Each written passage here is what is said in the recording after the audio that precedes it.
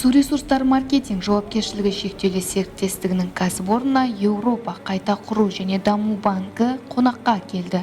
Еуропа қайта құру және даму банкінің Қазақстан бойынша директоры Хусейн Өзхан, Еуропа қайта құру және даму банкінің Орталық Азия бойынша басқарушысы директоры Жужанна Харгитай, Еуропа аймағы бойынша инфрақұрылым департаменті директорының орынбасары Бахтияр Файзиев, жобаның жетекшісі банкир Тамара Қарымсақова. Кәсіпорындар 2019 жылдан бастап банкпен сумен жабдықтау және су бұру жүйесімен инвестициялар тарту бойынша тығыз жұмыс істейді.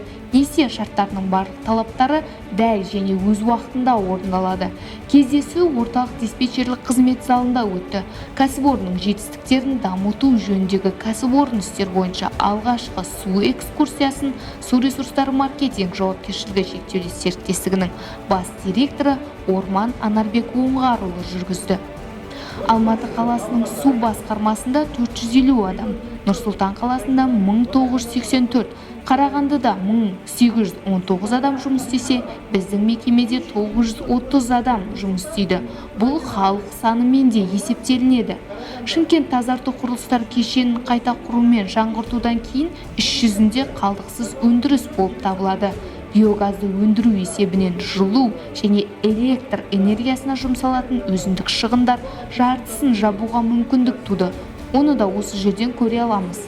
Эстафетаны бас директордың су құбыры жүйелерін пайдалану жөніндегі орынбасары Ишімбетов Бекжан Пердебаевич жалғастырды. Ең соңғы жетістігіміз кәсіпорынның геоақпараттық жүйе және гидромодельдеу учаскесінің бастығы Висалидзе Михо Балабекович жүргізді. Шығындарға су шығынына қарсы күрес және оларды уақытылы анықтау басты міндет. Бұл мәселені шешуге үлкен көңіл бөлінеді. Мысалға, гидравликалық модельдеу сияқты көптеген әдістер мен технологияларды атап өтті. Келесі жалғастырған Казаринова Ирина Геннадьевна, Биомех жауапкершілігі шектеулі серіктестігінің директоры, ағынды суларды биологиялық тазарту жабдықтар мен құрылыстарды кешеніне техникалық қызмет көрсету және пайдалану учаскесінің бастығы. Еуропа қайта құру және даму банкі мен Су ресурстары маркетинг жауапкершілігі шектеулі серіктестігінің арқасында тазарту ғимараты үлкен мүмкіндіктерге ие болды.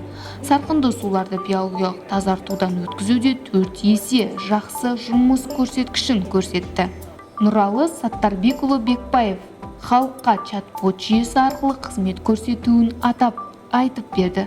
Тұтынушы чат-ботты жыл сайын, ай сайынға судың тұтыну көре алады. Егер инспектор бақылаушы базаға суды есепке алу аспабының дұрыс емес көрсеткішін енгізсе, онда тұтынушы өз су өлшегіштерін суретін түсіріп осы чатқа жіберуіне болады. Кадр мәселесі Смарт маман оқу орталығының директоры Сембиев Ордабай Зайтаевич сөйледі. Қазірде біз психологиялық тренингте көп өткіземіз. Көбіне кәсіпорын бақылаушысы, инспектор бақылаушылар қатысады. Себебі халықпен тығыз байланыста болғандықтан бұл тренинг оларға маңызды. Еуропа қайта құру және даму банкі Орталық Азия бойынша басқарушы директоры Жужанна Харгитай: бұл компания мен үшін өте мақтаныш. Еуропа банк үшін мен көптеген компанияларға бардым. Хорватия арқылы, Венгрия арқылы оңтүстік Қазақстанға дейін бардым. Ал өте ұнағаны осы мекеме болды. Біз бірге болғанымызды мақтан тұтамыз.